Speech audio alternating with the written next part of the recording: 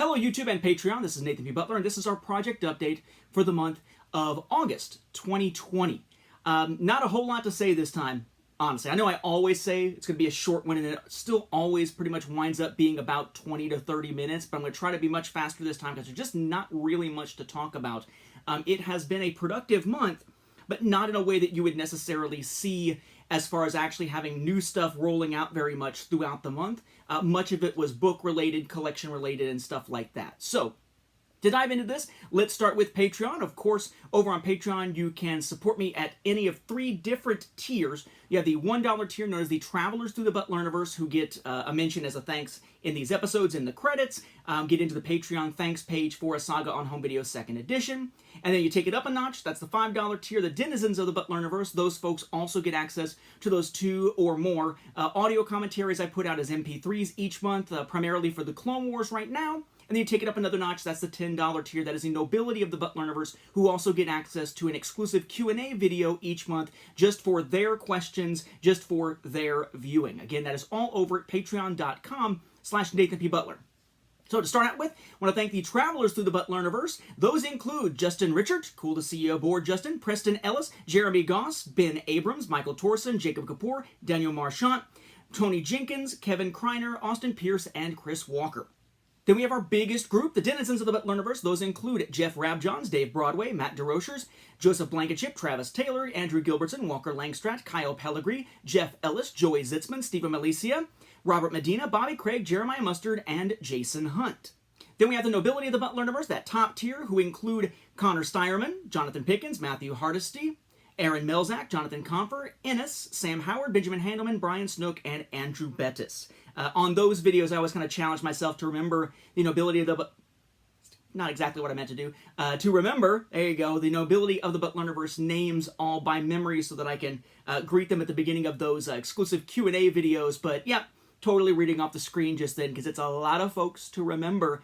And I usually use a mnemonic. I keep doing that, a mnemonic device. Tap the head when you mean something in your brain. Don't do this unless you're talking about crazy people. Speaking of which, anybody watching the political conventions? Anyway, let's see. So on Patreon, we had several new releases, of course, since the last of the project updates that we did near the end of July.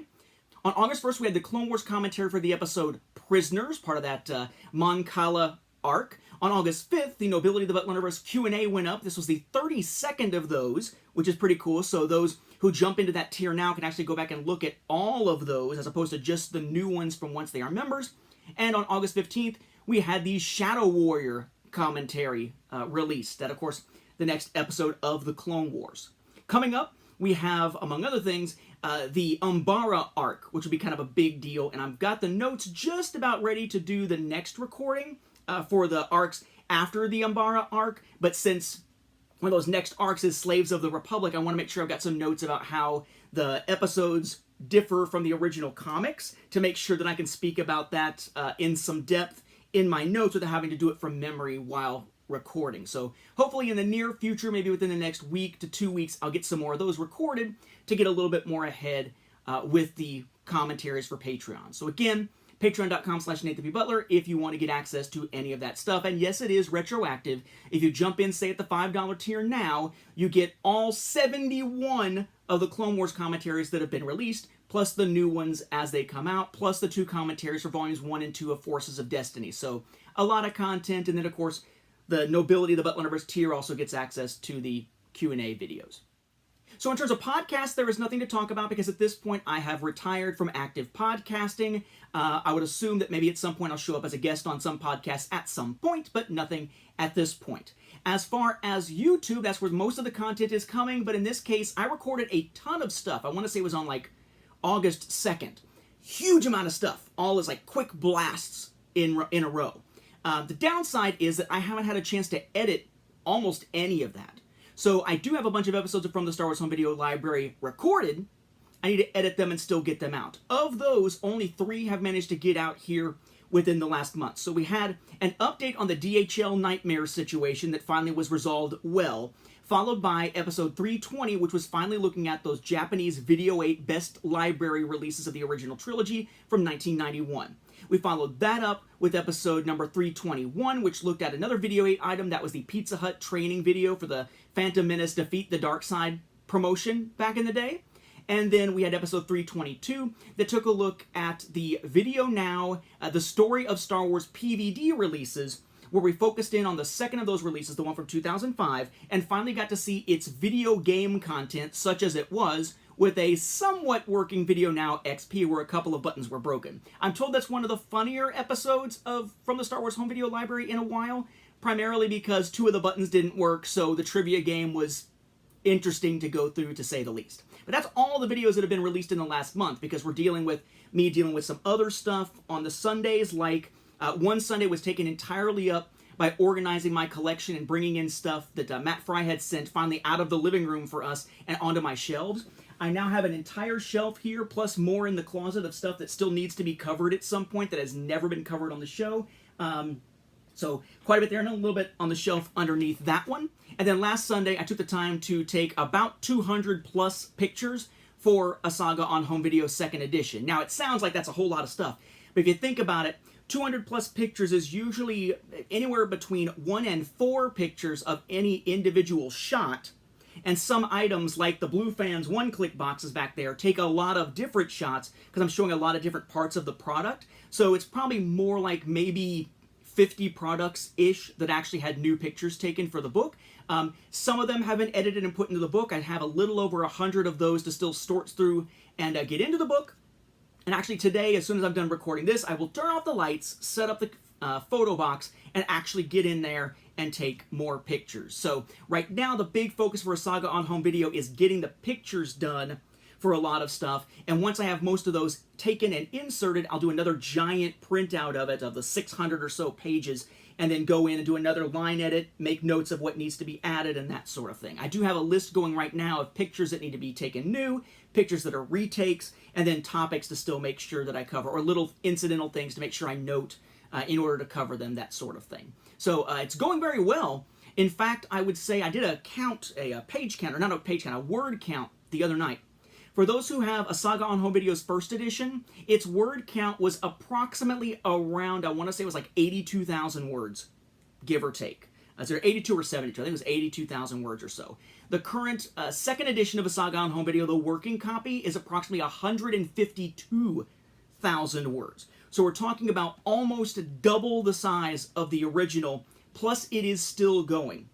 Lots of new sidebars, new information added into it, new details, lots and lots of new pictures, not just retaken pictures, and of course, some new chapters worth of stuff, because it's been since Rogue One came out on Home Video when the 1st edition came out. So we had to cover Last Jedi, cover Solo, cover Rise of Skywalker, cover Skywalker Saga, cover Resistance, cover the end of Rebels, have a chapter on what to maybe expect, if anything, from Mandalorian, all that kind of stuff. Lots and lots of new content there in the book, hence its much larger size. I imagine it'll be a pretty thick tome when it comes out, but there'll also be an ebook version available, though it will be one of those ones that's not used on e-ink readers. It'll be a Kindle copy available through the Kindle app or a Kindle Fire tablet, because it'll be color, and it'll be done through a Kindle textbook creator that basically takes the pages and makes sort of pictures of them that are still, I think, searchable, as opposed to it being just the text with the pictures in line, because the pictures would not turn out right with regular Kindle. That's why there's not a Kindle version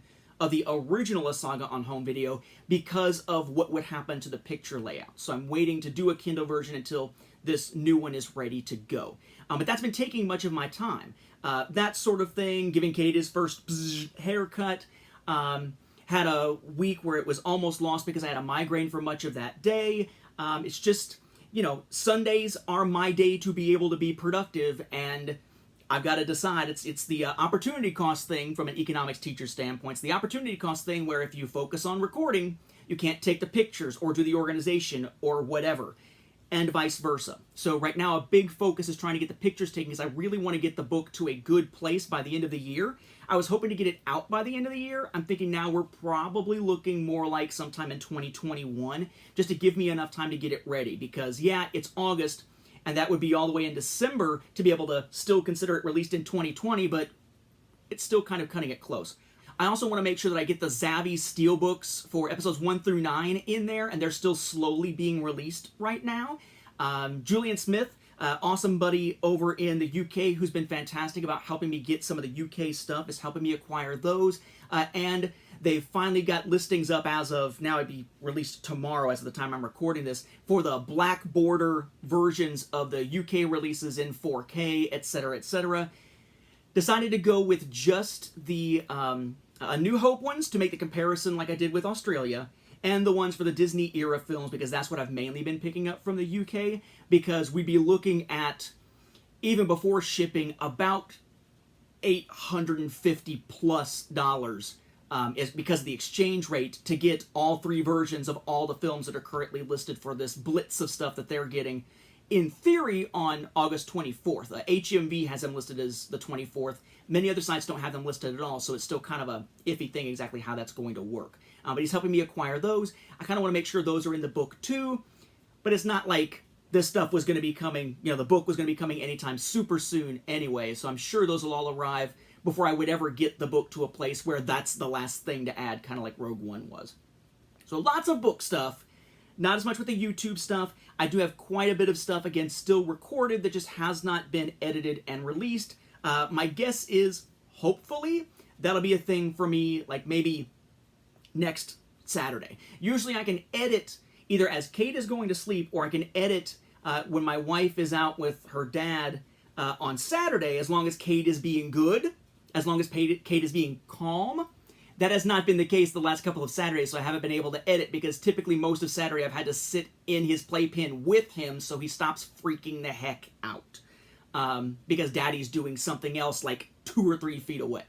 So when I get time to edit, I absolutely will. There's a lot of episodes coming, so you know that there is definitely more content coming from the Star Wars Home Video Library soon. And of course, there's some stuff already recorded, ready to roll for the Patreon commentaries, which I record when he is asleep, as opposed to going to sleep, because I've discovered that I can record that in here with him on the other side of the wall, and he does not wake up, which is awesome. Lets me be a little more productive with those. With that, though, we will wrap up this update. Thank you all for your interest in the Patreon, for your interest in the YouTube channel and the book and everything else. I really appreciate it, and stay safe out there. Hopefully you will have a good end of August and beginning of September, and I will catch you again near the end of September 2020. Thanks.